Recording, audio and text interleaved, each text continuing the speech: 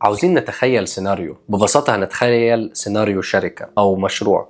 المشروع والشركة ده بيبقى مكون من أفراد طبعا. المشروع ده ممكن يكون محطوط فيه كل التقنيات، ممكن يكون فيه محطوط كل ال AI وكل الأوتوميشن وكل الحاجات اللي قلبك يحبها، وعلى الورق المفروض إن هو ينجح، ولكن ما يأديش بنفس الطريقة، لأن النتائج تتأخر، المشروع يفشل. ليه؟ هل بيبقى سبب ان الفكرة غلط؟ ممكن. هل هو سبب ان الفريق غلط؟ ممكن. طب هل ممكن ان هو يكون السبب ان انت مرهق وتعبان، ان انت مش بتأدي صح؟ هل ممكن يكون السبب ان صاحب الشغل مش واخد باله من الحتة دي وفاكر ان انتاجية الفرد هي فقط بالساعات اللي ممكن يقدمها لي؟ في تقرير طلع من شركة اسمها جالوب، حللوا سنة 2023 انتاجية الفرد اللي هو يعني ايه، زهقان كسلان مش على باله، يعني ما بيأديش في الشغل. وهنتكلم ليه في الفيديو ده، هنتكلم ايه سبب ده. ولكن في سنة 2023 الانتاجية الضعيفة بتاع الفرد اللي احنا بنتكلم عليه ده كلف العالم كله كاقتصاد عالمي، اللي بصوا على العالم كله، تقريبا 9 تريليون دولار، اللي هو تقريبا 10% من قيمة الاقتصاد العالمي. دي حاجة تخلينا نقف ونفكر ازاي حاجة زي دي تحصل، ازاي 10 تريليون دولار يطيروا بسبب جودة الانتاجية بتاع الفرد. والسؤال الاهم اللي احنا لازم نسأله، ليه ده بيحصل اصلا؟ وده اللي انا جاي اناقشكم فيه في الفيديو ده من وجهة نظر تانية.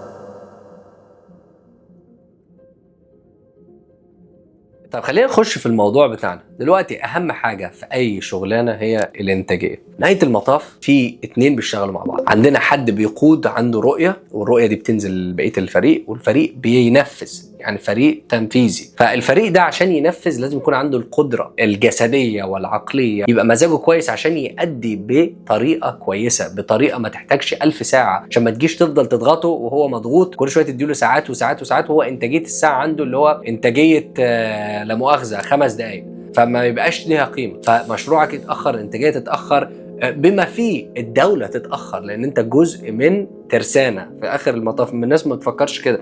السوق او الاسواق او الشركات كلها بتساهم في نمو او في الاقتصاد بتاع اي دوله. فانا لو كل الحتت دي وقع مني، طب ما عمري ما هتحسن، سواء حكومه او خاص. فدلوقتي اللي لازم نتكلم فيه هو نقطتين. هنتكلم من وجهه نظر صاحب الشركه، ونتكلم من وجهه نظر الشخص نفسه. من وجهه نظر صاحب الشركه مهم جدا تعرف ان انتاجيه فريقك، الصحه حاجه كبيره جدا فيها. هي مش بس اشتغل، لا، هو انت بتشتغل بقيمه ولا لا. طب الشغل اللي انت حطيته متاثر ليه؟ هل هي مشكله سكيلز، يعني هل هي مشكله حاجه ان الشخص ده ما عندوش المهارات اللي يأديها؟ دي حاجه تانية. ولكن في العادي وفي العموم بسبب التقنيه اللي موجوده النهارده، اغلب الناس ممكن تشتغل اغلب الحاجات لان في تقنيه موجوده. فلو صحه الشخص ده انا مش واخد بالي منها، او انا بضره وهو جاي لي بشكل معين، بالذات الناس اللي بتبقى طالعه بعد الجامعه، على الاغلب بيبقى عنده نشاط اكتر. اول ما يندرج في الشغل تلاقي ان نشاطه قل وحياته بقت كئيبه وبقى تخن وحاجه غريبه جدا. وده مش بس في دولنا، لا في العالم كله. فده بيبقى بسبب صاحب الشغل. انت عليك مسؤوليه ان الشخص يجي لك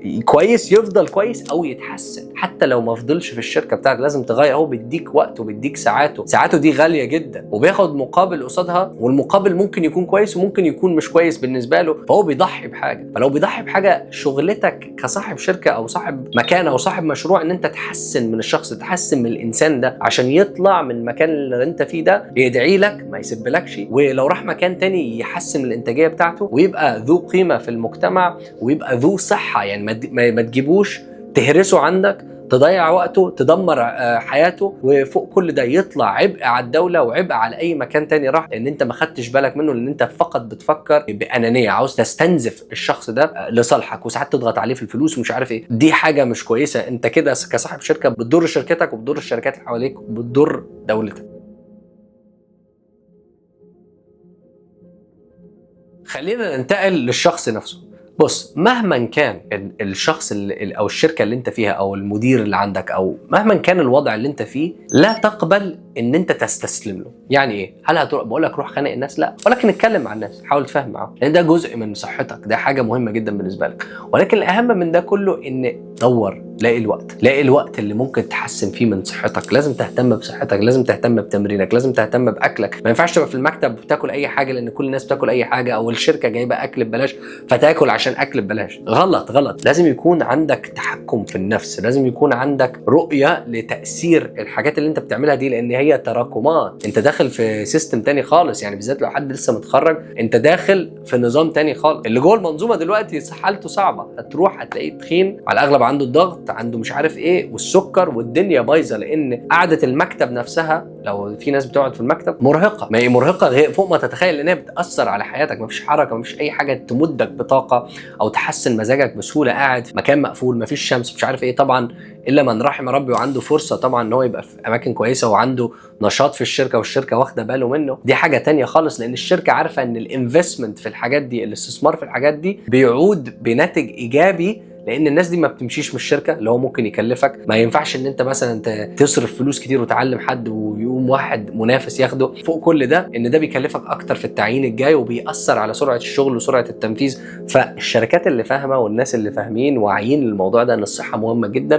وعشان كده في امريكا هنا في الغرب في اهتمام اكتر بالحاجات دي عن الشرق الاوسط. هي في ناس بيفكروها ان انت كده بتبقى يعني بتضيع فلوس على حاجات تافهه، وان انت تعمل ايفنتات، وان انت تهتم بصحه الناس، وان انت تجيب لهم حاجه لصحتهم كويسه، يعني تعلمهم ازاي ياكلوا ويشربوا كده، حاجات زياده تكلفك. يعني في الاول الناس فاكره ان ده تضييع فلوس وتضييع وقت. الحقيقه هي لا، انت اللي مش فاهم انت بتخسر فلوس قد ايه لما ما تعملش حاجه زي دي. لان انت بتحافظ على الاتموسفير والكالتشر بتاع المكتب نفسه اللي ممكن يؤدي اداء خرافي. يعني انا ممكن اشوف فريق، وشفت كتير ومش هسمي شركات، بيبقى الفريق كله ضخام، كله عنده مشاكل قلب، كله عنده مش عارف ايه، كل واحد عنده مشكله صحيه. ازاي اتخيل ان ده ممكن يؤدي؟ ما نقدرش نوصل لحاجه زي دي. فتاني، انت كفرد من المجموعه مسؤوليتك برضو صحتك. عشان كده ربنا هيحاسبك انت، مش هيحاسب صاحب الشركه، هيحاسبك انت ان انت ما لقيتش وقت تحسن من صحتك، تحسن من اكلك، تحسن من شربك، وتخلي بالك من نومك. لان بمجرد ما انت ظبطت ده، انتاجيتك في الشغل هتتحسن، شغفك للشغل هيتحسن. هو الشغل مش ليك، ما تجبرش نفسك تبقى فيه، دور على مكان تاني. ولكن لو ما عندكش اختيار اللي انت تحب عشان تقدر تبدع فيه، وصدقني هتلاقي فيه مكاسب هتنمي من مهاراتك وهتفيدك في اماكن تانية كتير، سواء دي كانت محطة او مكان هتفضل فيه، او ممكن تبقى جزء من مشروع، ممكن تبقى تملك جزء من المكان ده.